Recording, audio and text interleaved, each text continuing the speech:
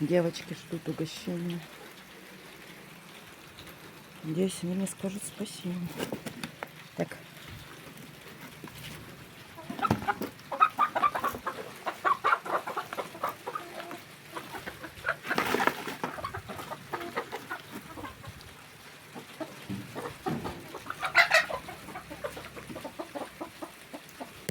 Им понравилось.